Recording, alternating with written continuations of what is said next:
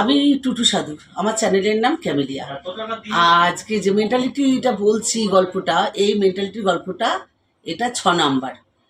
এরপর মেয়েটা তখন মনে মনে খুব মানে তার এত কান্না পাচ্ছে, অথচ সে কারোর কাছে বলতে পারছে না। সে বাড়ির লোকের সাথে খুব খারাপ বিহেভ করেছে। যখন বলেছিল যে দেখ, ফেসবুকে কেউ ভালোবাসা করতে আসে না, ফেসবুকে শুধু টাইম পাস করতে আসে। ও বলে আমি বিশ্বাস করি না, আমি তাকে প্রাণ দিয়ে বিশ্বাস করি, আমি তাকে ভালোবাসি। আমি এই কথাটা বিশ্বাস করলাম না তোদের। হ্যাঁ, সেই বাড়িতে খুব আন্দোলন করে করে সে এগিয়ে যায়।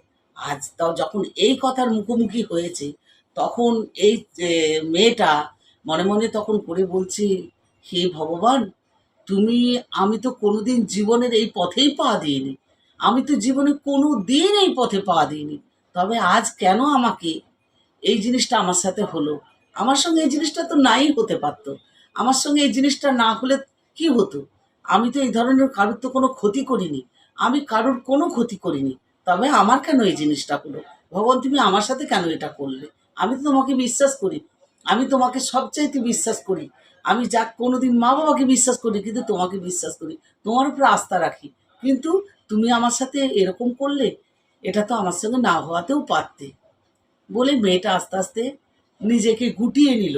নিজেকে গুটিয়ে নিয়ে আস্তে আস্তে নিজের অকুপেশনের উপরে নিজেকে মনোনিবেশ করলো।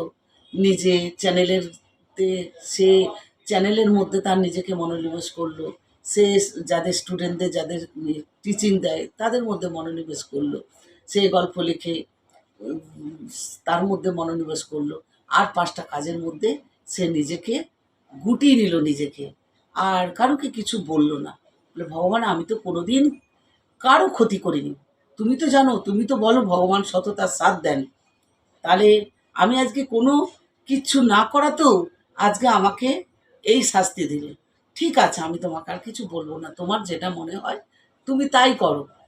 এরপর একটা গল্প এর মধ্যে মনে আসছে, যে এই যে মেন্টালিটির ব্যাপারটা, যে জিনিসটা মানুষকে ডিক্লেয়ার যদি না করে, যদি কেউ কারোকে ভালোবাসে, অন্তত তাকে তুমি বলো, তাকে তুমি বলো যে হ্যাঁ, আমি তোমায় ভালোবাসি।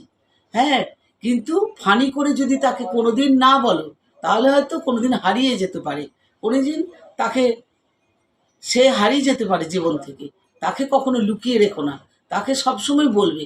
যে যাকে ভালোবাসে সেটা বলে দেওয়া উচিত, সেটা অন্ততপক্ষে কারোকে না ডিক্লেয়ার